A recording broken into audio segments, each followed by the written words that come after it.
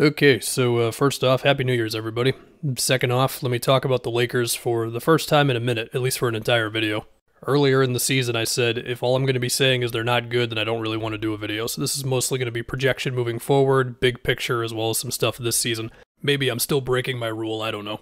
Coming off of LeBron's amazing game versus Atlanta, and, we had that quote from LeBron where, would it be a message to the front office, possibly where he's saying, I can still compete for championships and all that. And yes, LeBron had influence on the way this roster looks.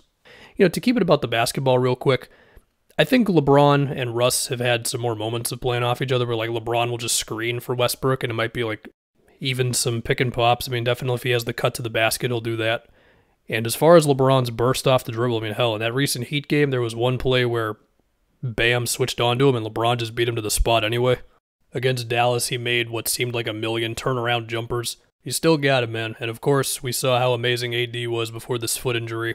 And besides the times of him just being really good, I thought it was interesting where they would have him screening for, let's say, Schroeder, or LeBron, or Westbrook, or whoever within the three-point line, so to kind of close the distance between him and the basket. And then defensively, he was a beast as well. Ever since the Lakers started winning more on November 13th, their defensive rating whenever AD was on the court was like 106, which is amazing.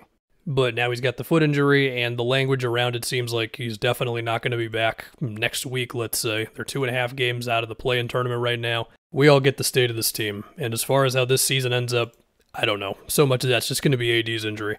Sure, Lonnie Walker and Austin Reeves have proven themselves as rotation pieces. Westbrook has been better since coming off the bench. But again, between AD needing to carry so much defensively and offensively for them as well, them needing more shooting, we know what this is. So let's get into some big picture stuff. So of course everybody wants to talk about the picks, the 2027 and 2029. They still have picks around those. They have all their picks after those. They have the pick in between those two seasons. They have one pick the year before those two picks. And also, depending on what the Pelicans want to do with the 2024 pick, the Lakers could also have the 2025 pick. So there is breathing room, but the Stepien rule would still kind of mess you up if you wanted to imagine trades after trading those picks. On top of the fact of, and I'm going to say this a few times in this video, you do not know what this whole thing's going to look like in 2027, 2029. You can say, well, there's picks around it and all that, but let's just say, what if the Lakers are just not that great in 2027 and they traded their first for insert pretty good but not amazing player? But there's still been a lot of trade speculation with this team. And of course, the most popular one was the Miles Turner Buddy Hield thing, which, it just hasn't happened. And at this point, I feel like if it was going to, it just kind of would have.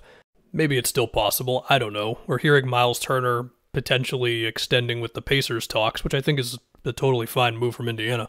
But as for the Lakers with these picks, they're just in a tough spot, man, because they need so much, right? They are desperate for multiple wings who can do a little bit of everything, really. And you look at the wings who could move at the deadline. I don't think Anunoby's moving. Kuzma, I think the Wizards should trade him. I don't think Bojan is a guarantee to be moved from the Pistons. The thing with that sort of conversation for me, though, is it's just like, okay, so are we trading a 2027 first for a pretty good player, even if that player gives you an upgrade right now? And so then I think you got to get real specific with negotiating protections on picks and all that, because the doomsday scenario is you trade the 2027 or 29, or potentially even both, for a marginal improvement right now, and then we finally get to those years, and then it's like, oh crap, we don't have our picks these 2 years, or one of the years, or whatever. The other thing about a potential mid-season trade is that it would affect their future cap space. The Lakers, assuming that they just wipe the slate clean of all their salary stuff, which even then, look, like Austin Reeves, he'd be nice to hold on to, but they would have like $35, $36 million in cap space, which, okay, you can get a couple of guys with that, but are you going to fill out this perfect team of two-way guys who can shoot and guard and also still give you some more playmaking because you don't want LeBron to do everything? Well, for their sake, I hope they can, but if they have the doubts that they can do that, well, that's where of course, trading the picks comes in, and also you've got the tradable salary now in the form of like Pat Bev on a $13 million expiring contract, But once again, you don't want to cripple your future for slight improvements now.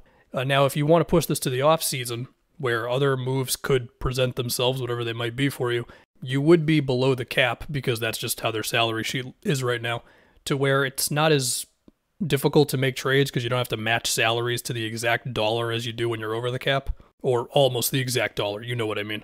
But once again, it just comes back to, okay, let's play the game of who could the Lakers pray to the basketball gods, wants to be in LA and wants out of their team. I mean, listen, they could do the whole Zach LaVine, please ask out of Chicago thing. You're asking a lot to go your way between LaVine or whoever else you want to pick, wanting out of their situation, you having the best offer, because, by the way, there's other teams in the NBA. It's just tough right now, man. I mean, sure, if I go down the list of free agents next season, I guess there's still whatever's going to happen with Kyrie and his contract, because, of course, there was that Kyrie Lakers noise earlier in this season, and then the Nets have had probably the most drastic turnaround you could imagine, so I don't know what's going to happen there now.